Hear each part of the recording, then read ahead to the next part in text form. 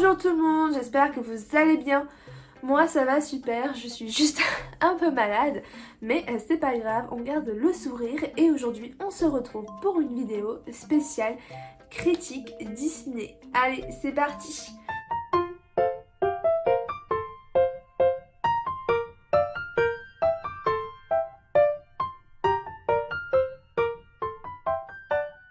Pour aujourd'hui, petite vidéo sur Alerte Rouge, le nouveau Pixar qui est sorti le 11 mars sur la plateforme Disney+.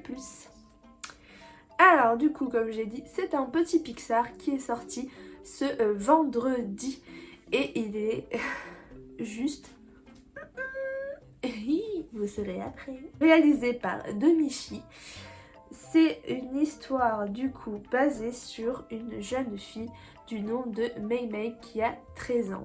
Et elle va pouvoir se transformer en panda. Donc on va apprendre comment elle a pu faire ça, son histoire et comment elle va se défaire de tout ceci. Donc pour être non spoil, ça va être toujours compliqué de faire quelque chose de non spoil. Donc en premier, partie non spoil et après partie spoil évidemment. Donc en premier, je peux juste raconter un peu l'histoire dans les grandes lignes. Donc comme je l'ai dit, ça se passe à, je crois que c'est New York, en gros aux États-Unis. Et Meg vit dans le quartier chinois et elle s'occupe d'un temple avec sa mère. Où du coup Ivener suit la prêtresse de leur famille qui avait une sorte de connexion avec les pandas. Voilà. Tout simple. Et un jour du coup Meg va se transformer en panda et on a essayé de comprendre pourquoi et comment cela est-il possible en fait qu'une jeune fille se transforme en panda. Et on va voir du coup l'histoire, le dénouement, etc. etc. Après je sais pas trop quoi dire de plus, j'ai pas envie de trop spoil non plus, donc partie spoil. Donc en partie spoil, on va maintenant parler de tout ce qui est positif et négatif dans ce film. Mais avant je vais raconter l'histoire du coup bien globalement. Donc Mei, notre jeune héroïne, qui a 13 ans, se sent comme une adulte, voilà, elle se sent grande, elle veut être libre, elle en a marre d'être toujours l'enfant modèle, d'être la petite fille parfaite, qui a que des bonnes notes, qui fait ses cours, qui fait ses options de musique, etc., etc., qui ne profite jamais de ses copines, qui ne peut jamais faire de sortie, va un petit peu se rebeller. Et en gros, en fait, avec sa mère, elle s'occupe du temple de leur famille qui a été du coup créé par la prêtresse Sui, qui a du coup une connexion avec les pandas.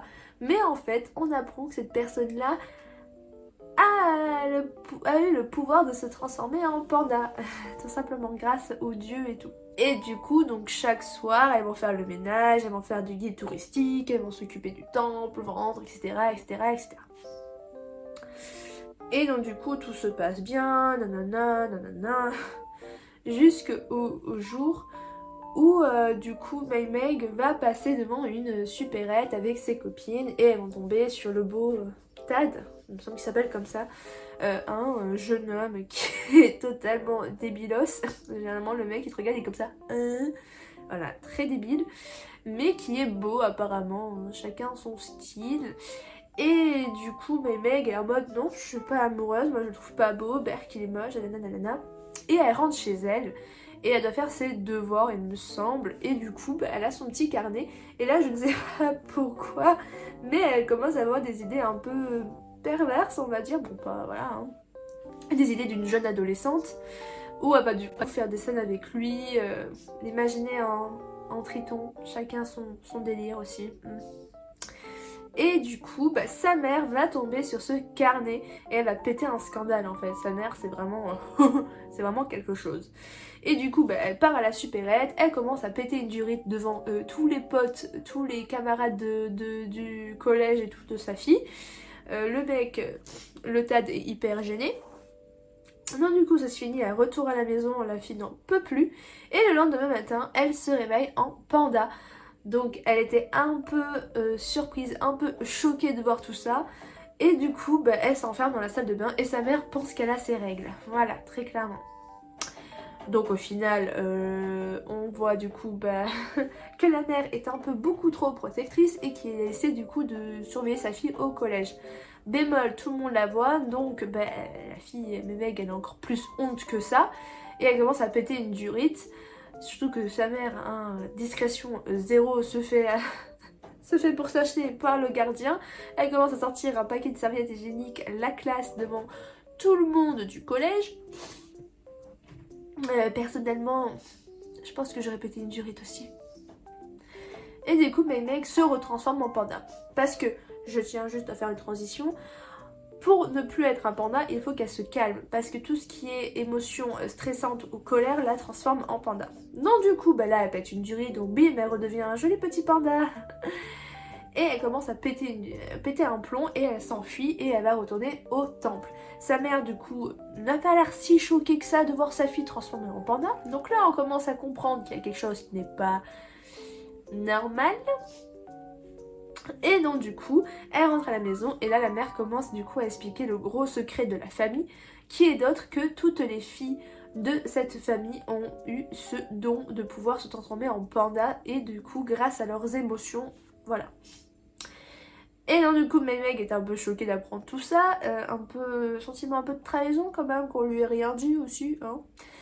Et elle apprend qu'il y a un rituel le 25 lors de la pleine lune rouge pour pouvoir enfermer son panda dans un réceptacle pour pouvoir la libérer.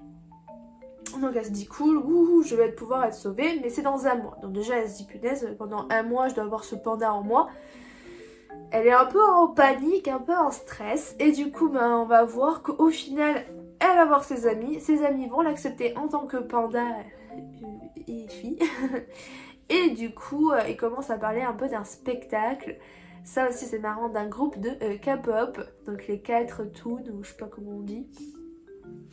Et elle commence du coup à mettre en point un plan pour aller les voir, parce que les parents de chacun ne veulent pas, ou ne veulent pas donner de l'argent, c'est quand même 200 $ par billet, c'est quand même beaucoup. Et elles vont du coup se servir du panda pour gagner de l'argent. Donc en gros, dans l'école, elle va se changer en panda, faire des photos, faire des objets dérivés, faire des spectacles d'anniversaire, bref, voilà, la totale. Et à un moment donné, du coup, elle est invitée à l'anniversaire du gamin qu'elle ne supporte pas pour gagner les 100 $ qui manquent. Et du coup la mère à ce moment-là, on voit du coup qu'elle a tout découvert, mais en plus de ça, t'as la grand-mère et les tantes qui avaient débarqué pour aider la mère avec le rituel. Donc t'as la mère qui commence à péter une durite, qui ramène, voilà, bref, tout a été pété. Et on apprend du coup que le concert a lieu le même jour que la pleine lune rouge. Donc déjà ça fait un peu beaucoup d'agitation. Et donc du coup le panda en mémé commence à péter une durite, à péter un plomb. Et c'était lors de la soirée. Déjà. Cette soirée d'anniversaire était très bien commencée, mais elle finit très mal. Donc du coup l'esprit du panda devient furieux, donc elle n'arrive pas à le contrôler. Il commence à vouloir limite attaquer le jeune garçon qui avait fait la soirée. Et du coup bah, la mère débarque, hein, parce qu'elle a tout découvert. Et évidemment sinon il n'y a pas de suite. Donc la mère prend la fille, elle rentre à la maison, le rituel va se passer, etc. etc. Et là la gamine, grâce à son père, comprend en fait qu'elle veut garder ce panda en elle et que c'est sa personnalité et qu'elle accepte ce changement. Et à un moment de la cérémonie, donc ça ne se passe pas comme tout le monde aurait voulu que ça se passe, donc elle garde son panda. Et t'as la mère qui commence à péter une petite durite. Et son réceptacle commence à se casser. Elle va se briser. Et qui fait, ben, bingo at the bingo, il libère le panda et le retourne en elle. Et le papa avait bien dit que son panda à la mère, était quand même assez conséquent. Très conséquent. Donc du coup, Meg est partie au concert, elle s'amuse, elle est contente. Et là, t'as le gros panda énorme, mais genre Godzilla version énorme, qui débarque et qui casse tout. Du coup, t'as toute la famille, genre les tantes et la grand-mère, on voit leur panda, c'est juste incroyable, qui cassent leur réceptacle pour attraper la mère, pour la mettre dans le cercle, faire le rituel. Tout le monde retrouve sa forme humaine et son panda est emprisonné, à part Meg, évidemment, qui l'a gardé. Donc tout se passe bien, la mère et la fille se réconcilient, etc. etc. Voilà, en gros c'est l'histoire, globalement, j'évite un peu de passer les détails. Donc, maintenant que le synopsis version entière a été dit, passons au point positif. Déjà, le point positif, c'est que on n'est pas allé au cinéma pour le voir, ça c'est vraiment cool. De pouvoir le regarder chez soi, posé dans son lit, c'est vraiment trop bien de l'avoir sur Disney+, parce que tu peux le regarder encore et encore et encore, parce que moi je sais que je vais vite me le refaire, parce que c'est incroyable.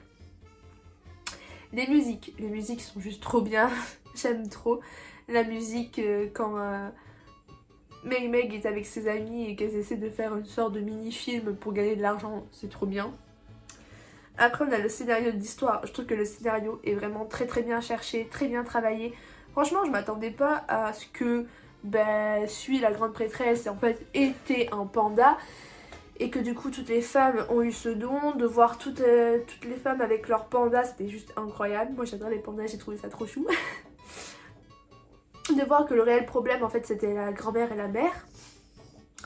Après j'ai adoré les personnages, surtout Meg, voilà. Il y a un perso que j'ai pas apprécié mais je vous le dirai dans le point négatif. Ensuite tout ce qui est graphisme au niveau des dessins, je trouve que c'est magnifique.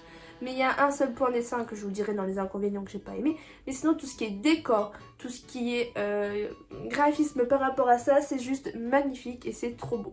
Après, j'ai bien aimé aussi le groupe de K-pop. Ça m'a fait vraiment, mais vraiment trop rire de voir qu'ils ont pris un peu le BTS, on va dire, dans ce film. C'était vraiment pas mal, bien cherché, bien trouvé de mettre à la mode aujourd'hui des jeunes dans ce Disney là.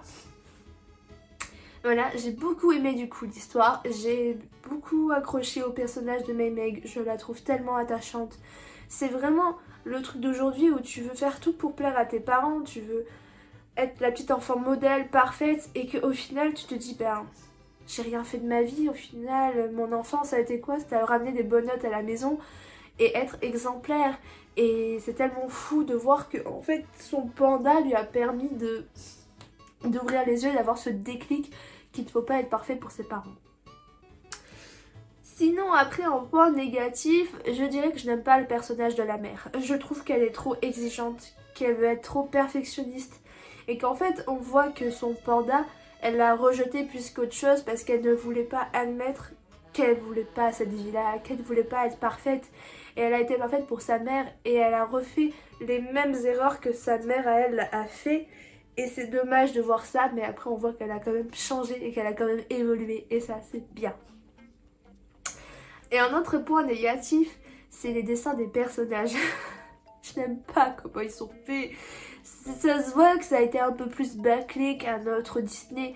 C'est un peu dans le même style que Lucas, j'aimais pas les dessins des personnages. Mais après, voilà, c'est juste un petit détail. Parce que le panda par contre est trop bien fait, il est trop chou. Mais voilà, bref, j'ai trop adoré. Je surkiffe Alerte Rouge et je vous conseille que vous le regardez. En plus, point gros positif, c'est qu'ils ont sorti du merchandising dessus, qui est à Disneyland Paris. Et voilà, j'ai juste trop hâte d'y aller et d'acheter la grosse peluche. J'espère qu'elle y sera toujours, sinon je serai extrêmement triste. Très très triste, parce qu'elle est trop canon, elle est trop mignonne et elle est parfaite. Et ensuite, il y a également un photo shoot, je sais pas comment on dit, un photo Magic Plus, machin, truc chouette, à Disneyland où on peut prendre une photo avec le grand panda. Donc ça aussi, j'ai très hâte de le faire. Après, il y a plein d'autres petits produits dérivés qui sont juste trop mignons, donc je vous conseille d'aller les voir.